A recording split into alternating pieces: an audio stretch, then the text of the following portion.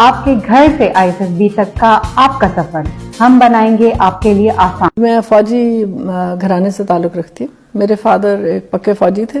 اور وہ آرٹلری میں گنر تھے،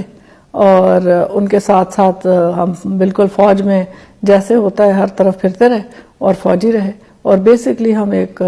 ویلیو اورینٹڈ اور مذہبی گھرانے سے ہمارا تعلق ہے۔ چیلنجز تو ہر جگہ میرے خیال میں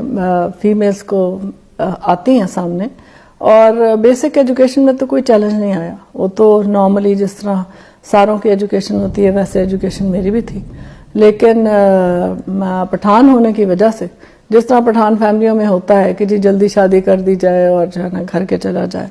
تو FSC کے بعد اسی طرح میرے ماں باپ کا بھی یہی خیال تھا کہ جی ان کی شادی ہو جانی چاہیے، اور کیونکہ رشتے تو ہر فیملیز میں ہوتے ہیں،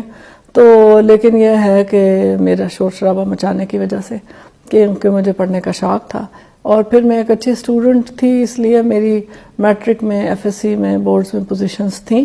پھر جب میں نے زیادہ کیا تو میری ماں نے کہا کہ جی جب یہ اتنی محنت سے پڑھتی رہی ہے اور اتنے اس نے نمبر لیتی رہی، تو یہ اب اس کے ساتھ ناانصافی ہوگی کہ ہم اس کو آگے میڈیکل کرنے نہ دیں۔ اب میں ایک مہینہ ہی مجھے وہاں خیبر میں ہوا تھا جب میرے پاس کال لیٹر آ گیا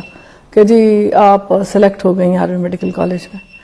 اب پھر چیلنج تھا، اور چیلنج یہ تھا کہ آرمی میڈیکل کالج میں کیسے آئیں،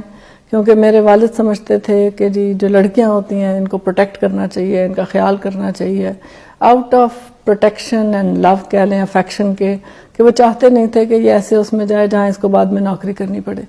ان کو یہ کنونس کرنے میں پھر ٹائم لگا، لیکن جب وہ کنونس ہو گئے تو میں خیبر میڈیکل کالج چھوڑ کے آرمی میڈیکل کالج میں آ گئی، اور جب آ گئی، جب 2 سال گزرے تو پھر تو وہ اتنے خوش تھے، پھر تو ہی واز ویری ہیپی کہ جی ٹھیک ہے، شکر ہے یہ ادھر آ گئی اور یہ اچھی ہے اور یہ ایک پروٹیکٹڈ ماحول ہے اور سیکیور ماحول ہے۔ پھر ان کو وہ چیزیں اچھی لگنی شروع ہو گئیں کیونکہ بیسکلی تھے تو فوجی۔ آپ پاکستان میں خواتین کے اسکوپ کو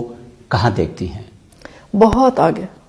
آپ دیکھیں، آپ اگر آرمی میں کہیں، آرمی میں دیکھیں یا سول میں دیکھیں، دونوں پاکستان کے جو حصے ہیں، آرمی میں نے آپ کو بتایا کون سی فیلڈ ہے،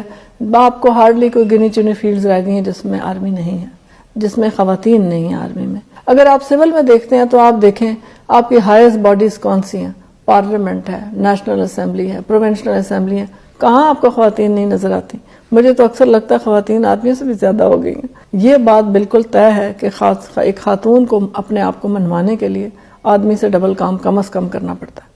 تو لیکن جب ایک دفعہ وہ اپنے آپ کو منوا لیتی ہے کہ وہ کام کرتی ہے تو پھر اس کو عزت بھی ڈبل ملتی ہے۔ ایسے تو کوئی، میرا نہیں خیال کہ کوئی بھی سوچتا ہوگا، نہ میں نے سوچا تھا۔ ہر دفعہ یہ ہوتا تھا کہ اگلا